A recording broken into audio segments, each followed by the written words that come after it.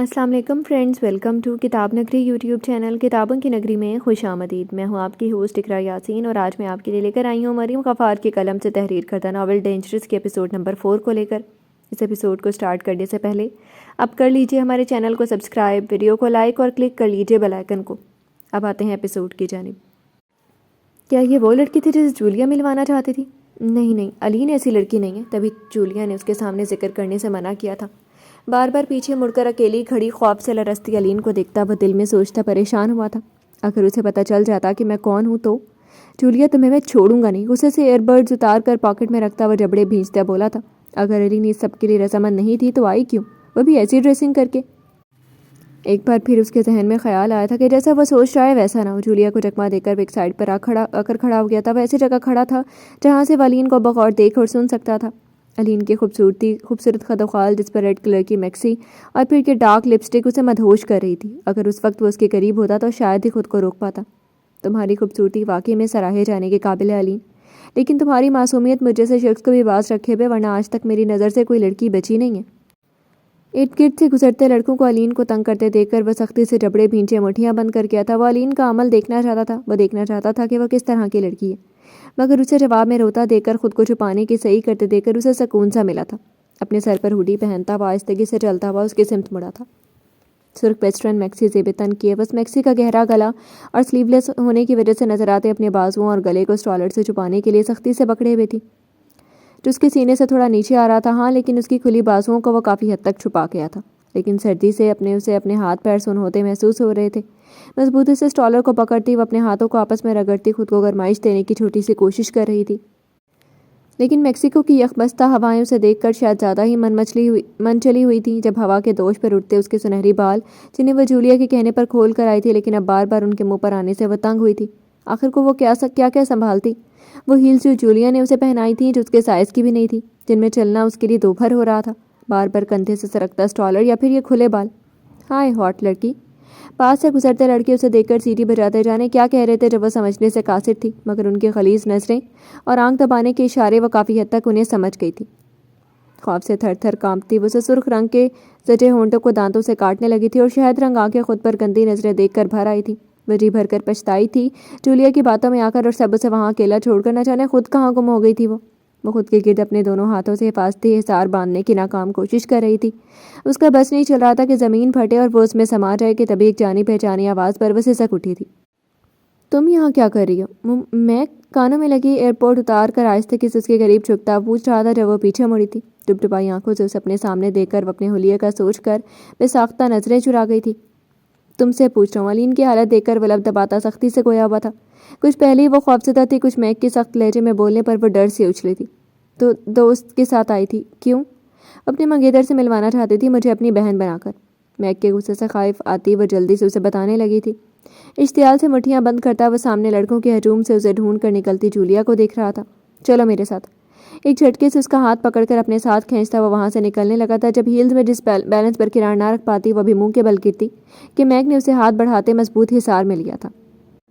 Please تھوڑا آہستہ چلو۔ تیز رفتار سے چلنے سے اسٹالر کندھوں سے ڈھلک رہا تھا۔ میک کو دیکھتی وہ بھرائی آواز میں منمنائی تھی۔ جب اس کے سفید کاندھوں کو دیکھ کر وہ لب دباتا رخ موڑ گیا تھا۔ یہ اس لڑکی اس وقت ایسی حالت میں کسی بھی شخص کو بہکا سکتی تھی۔ میک تو پھر ایک گرلز ایڈکٹ تھا، اس کے لیے اس وقت خود پر کنٹرول رکھنا بہت مشکل ہوا تھا، اس لیے اس نے یہی ایک حل جانا تھا کہ وہ علین کو نہیں دیکھے گا۔ یہ پہن لو علین، اپنی ہوڈی اتار کر اسے دیتا پہننے کا بول رہا تھا۔ جب وہ مشکور نظروں سے اسے دیکھتی پہن گئی تھی۔ یہ بھی پہنو تم۔ اپنے سنیکرز اتارتا وہ علین کو دیکھ کر بولا تھا، یہ بہت بڑے ہیں۔ میک کو کنفیوز نظروں سے دیکھتی وہ اس کے بڑے بڑے سنیکرز دیکھ کر حیرت سے بولی تھی، اس کے نازک پاؤں بھلا کہاں اتنے بڑے اجزاء میں رہنے تھے، تھوڑا سا چلنے پر وہ نکل جاتے۔ تم پہنو یہ ٹائٹ ہو جائیں گے۔ علین کو دیکھتا وہ زبردستی اس کے پاؤں میں سنیکرز رکھنے لگا تھا۔ جب اس کے شفاف پیر دیکھ کر وہ مبہوت رہ گیا تھا۔ علین کے ٹھنڈ سے کانپتے پیروں پر نامحسوس طریقے سے ہاتھ پھیرتے اس کی سانسیں بھری ہوئی تھیں۔ خود پر ضبط کرنے کی خاطر وہ سختی سے لب بھینچ گیا تھا۔ میں خود کر لوں گی، شرمندگی سے کہتی وہ اپنے پیر چھڑواتی خود ہی سنیکرز پہن گئی تھی۔ علین کے پیر ہٹانے پر وہ حواس میں لوٹتا انہیں سختی سے باندھ کر اٹھ کھڑا ہوا تھا۔ انہیں چھوڑ دوں یہیں؟ جولیا کے دیے سینڈلز اٹھانے کے لیے جھکتی علین کو وہ ٹوک گیا تھا۔ نہیں، یہ جولیا کی نیو ہیلز ہے۔ میک کی نفی کرتی وہ ہیلز اٹھا چکی تھی۔ گرم گرم سنیکرز پہن کر اسے کافی سکون ملا تھا۔ تمہیں کیسے پتہ چلا کہ میں تمہیں کال کر رہی تھی؟ ابھی تو کال لگی بھی نہیں تھی اور تم آ گئے۔ میک کی ہمراہی میں چلتی وہ اب کافی ریلیکس ہو گئی تھی، تبھی میٹھی سی مسکان لبوں پر سجائے وہ اسے دیکھ کر بولی تھی، میں وہاں اپنے دوستوں کے ساتھ آیا تھا، تمہیں دور اکیلے کھڑا دیکھا، جب پاس آیا تو پتہ چلا تم رو رہی ہو، اس لیے چلا آیا، شاید تمہیں میری ہیلپ چاہیے ہو۔ علین کے خوبصورت نقش و نگار دیکھتا وہ اپنی شخصیت کے برعکس دوستانہ لہجے میں بول رہا تھا اور ساتھ ہی ساتھ اسے دیکھ کر مسکرا رہا تھا۔ ویسے ایک بات کہوں، کسی سے اجازت نہ لینے والا شخص، ہمیشہ اپنی من مرضی کرنے والا، آج اجازت طلب کر رہا تھا اس حسن کی دیوی کو دیکھ کر۔ پوچھو۔ میک کی اجازت پر وہ مسکرائی تھی۔ تمہیں ایسے اس حالت میں یہاں نہیں آنا چاہیے تھا۔ علین کے خوبصورت سراپے کو دیکھتا وہ بول رہا تھا۔ میک کی نظروں میں اپنے لیے شک اور بدگمانی دے کر علین نے لب بھینچ لیے تھے۔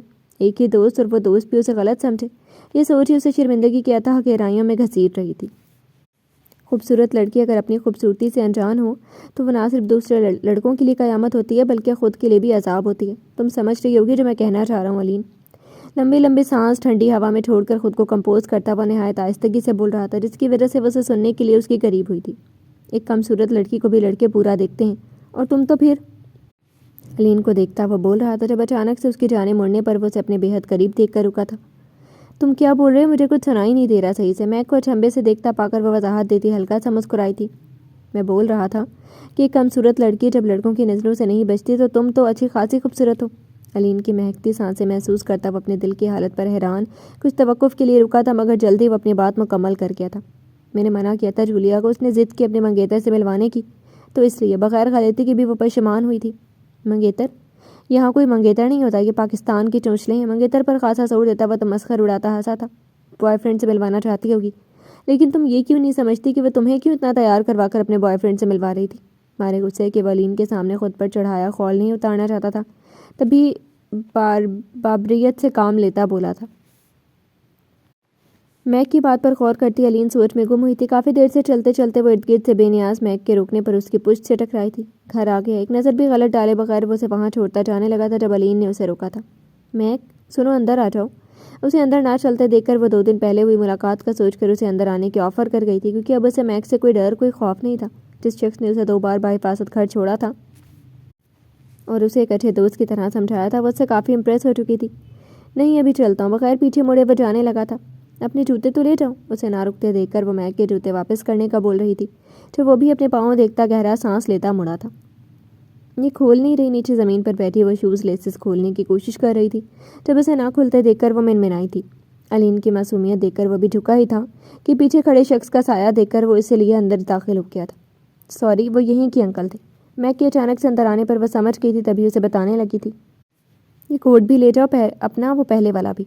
اسے جوتے پہن کر کھڑے ہوتے دیکھ کر وہ زپ کھولنے لگی تھی۔ نہیں اسے نہیں کھولو، میں پھر لے جاؤں گا، ابھی رہنے دو۔ علین کی زپ کھولتے ہاتھ کو پکڑتا وہ رک گیا تھا، جبکہ دل کی دھڑکنوں نے شور مچایا تھا۔ اچھا میں دوسرے والا لے آتا ہوں۔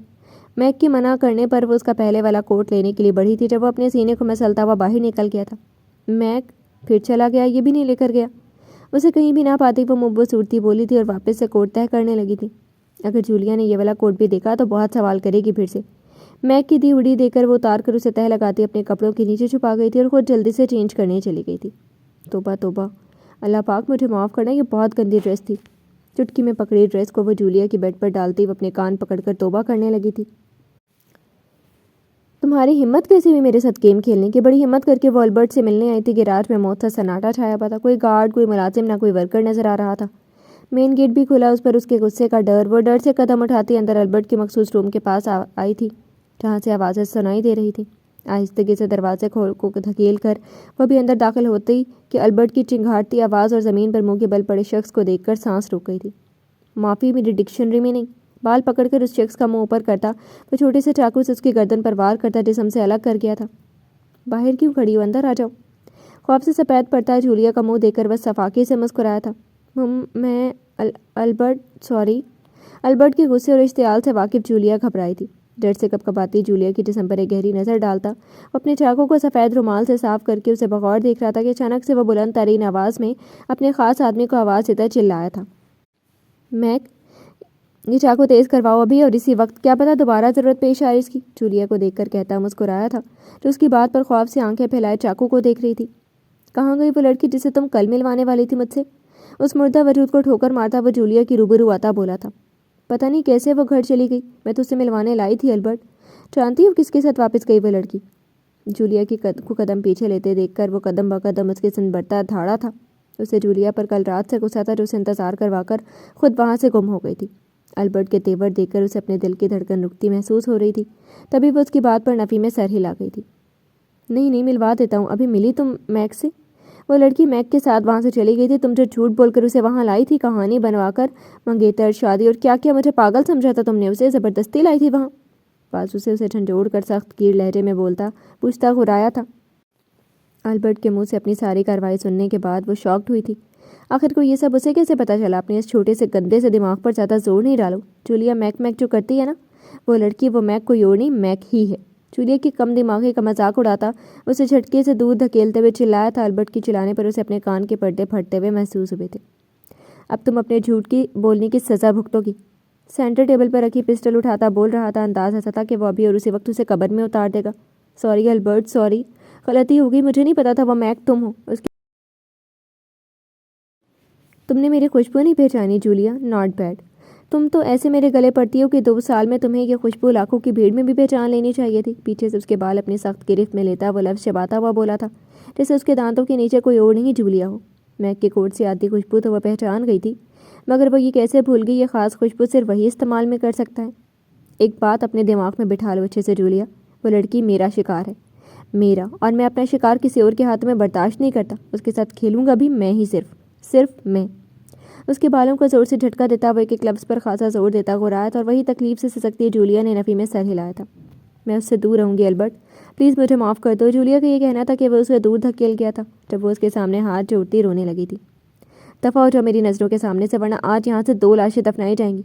चाहती हो अपनी जान बचाना तो अपनी से बकवास शक्ल ना दिखाना मुझे। सुर्ख अंगारा आंखों से उसे घूरता वो धाड़ा था। अल्बर्ट की धाड़ पर वो खौफ से लरसती लड़खड़ाते कदम उठाती भागी थी। 2-3 बार मुँह के बल गिरती वो मुश्किल खुद को संभालती वहाँ से बाहर निकली थी।